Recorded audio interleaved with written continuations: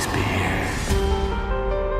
Yo, what's up, horror fam? Welcome back to Your Nerdy Show. I'm your host, Spoiler Master, and today we're diving deep into Return to Silent Hill, the upcoming horror film that just dropped a brand new trailer and sent the entire internet spiraling into panic, excitement, and emotional damage.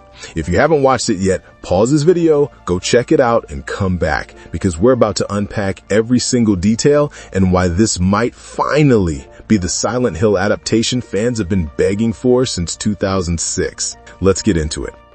A true adaptation of Silent Hill 2. No more, no less. First things first, let's clear up the confusion. Return to Silent Hill is not a reboot. It's not a remake of the first movie. It's not some loose inspired by take. This is a direct adaptation of Silent Hill 2, the legendary psychological horror game that continues to haunt fans 20 plus years later. The story follows James Sunderland, a man crushed by grief and guilt who receives a letter from his dead wife Mary telling him to meet her in Silent Hill, their special place. From there, everything goes downhill in the most beautifully disturbing way possible.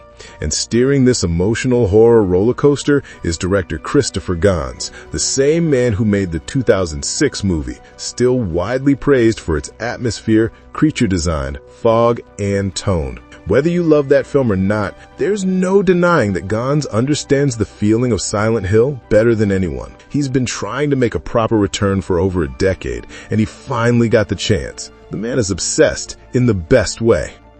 The trailer breakdown: fog, trauma, and pure nightmare fuel. Now let's talk about that trailer, because it is absolutely wild. It opens with James walking into a wall of fog so thick you can practically feel the damp cold through your screen. And then we hear it, Mary's voice reading the iconic letter. In my restless dreams, I see that town, Silent Hill. Instant goosebumps. Every fan who has ever touched Silent Hill 2 got hit with a nostalgia punch straight to the heart. We cut to James sitting in a dingy apartment reading the letter, and Jeremy Irvine already looks like he's carrying the weight of the world. That vacant stare, the shaking hands, the hollow eyes, this man is cooked. He looks exactly like someone who hasn't slept since 2001. And then, the moment everyone was waiting for. Pyramid Head. But not just a blink and miss it tease, a full shot. Slow, heavy, horrifying. He drags his massive great knife across a hospital hallway, sparks shooting everywhere, giving off that metallic screech that makes your soul curl up into a ball. The nurses show up too, twitchy, uncanny, broken in all the wrong ways. They're not glossy Hollywood monsters. They look like decaying bodies welded together. Gans said he wanted practical, physical horror, and it absolutely shows. The cast, a perfect fit for psychological horror. Jeremy Irvine is playing James, and honestly, he's a great choice. He's got that fragile, emotionally unstable look that fits perfectly for someone carrying deep guilt. James is not a tough guy. He's not a fighter. He's a broken man trying to make sense of a nightmare built from his own sins. And Hannah Emily Anderson is playing Mary, and most likely Maria, since the characters are two sides of the same coin. She has the perfect range to play both the warmth of Mary and the seductive, dangerous energy of Maria. Considering how complex those dynamics are, she might end up being the emotional backbone of the entire film. Evie Templeton is playing Laura, the kid who knows way too much and doesn't follow horror movie rules. Pierce Egan steps into the role of Eddie, a man slowly unraveling in the violence. And then there's Robert Strange as Pyramid Head. Yes, that's actually his name. The universe really said, you know what, let's make this fun. Everything about this cast screams intensity, and that's exactly what Silent Hill needs. Akira Yamaoka is back, the soul of Silent Hill. This is the biggest W they could have delivered. Akira Yamaoka is returning to score the film.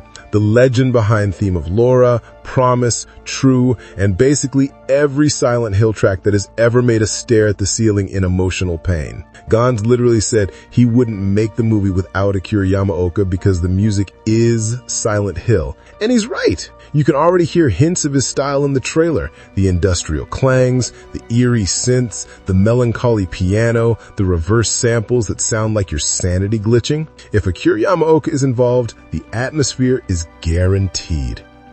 Influenced by PT, the horror blueprint that never got made, one of the most surprising things Gans revealed in interviews was that he studied PT, the infamous playable teaser created by Hideo Kojima and Guillermo del Toro before Konami canceled everything. PT wasn't just scary. It was oppressive. It created the feeling of being trapped inside a nightmare loop. Every hallway felt wrong. Every shadow felt alive. Gans said he wants that same suffocating dread in Return to Silent Hill. Not cheap jump scares, not loud sound cues, psychological decay, reality distortion, that feeling that the world is twisting around you. If the movie captures even a fraction of PT's dread, we're in for something special.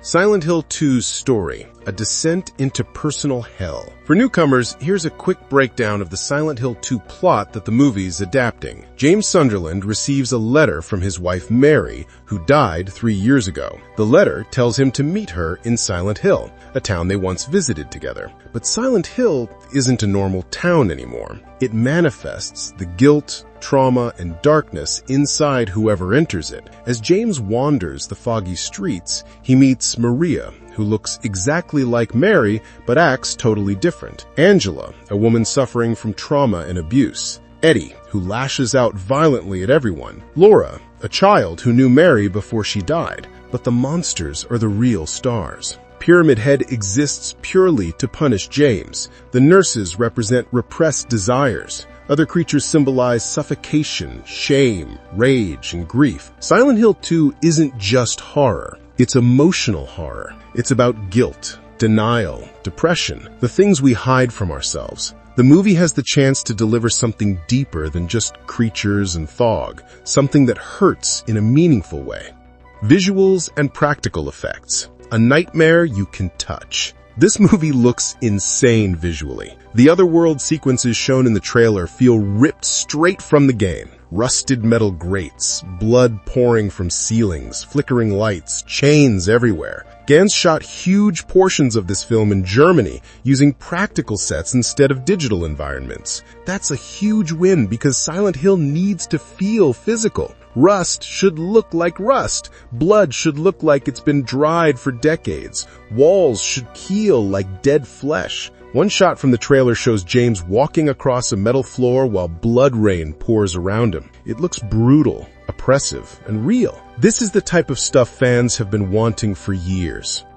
The state of Silent Hill. The franchise is alive again. Silent Hill 2 is definably having its resurrection. The remake of Silent Hill 2 by Bloober Team just dropped. Silent Hill F is coming. Silent Hill Townfall is on the way. Even the short message, which is a weird free experiment, got people talking. The only misstep in the last few years was Ascension, and let's be honest, everyone has decided it doesn't exist. Return to Silent Hill feels like the jewel in the crown of this revival. It's the one project with the biggest legacy to honor and the most hype behind it.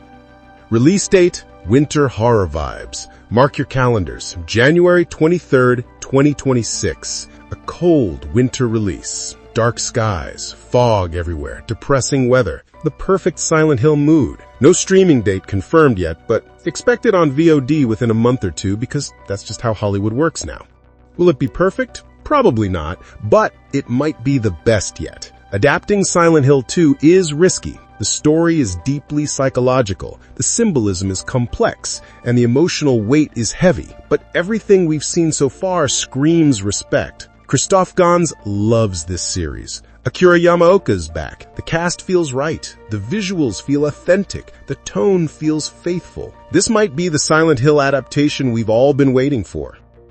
Our nerdy thoughts. I'm hyped. I'm terrified. I'm emotionally unprepared, and I'm absolutely watching this in IMAX so my soul can be obliterated in the highest resolution possible. Drop a like if you're excited, subscribe to the channel, hit that bell, and let me know in the comments, which Silent Hill 2 ending are you riding with? In Water, Leave, Maria, or are you a chaotic rebirth believer? And tell me which monster you need to see in the movie. Abstract Daddy? The Flesh Lips? The Mandarin? Let's fight about it. Thanks for watching, stay safe, and whatever you do, don't go to Silent Hill alone. See you in the fog. Peace. You did it, didn't you, Jimmy? You woke him up. No, what the heck, I'll laugh anyway.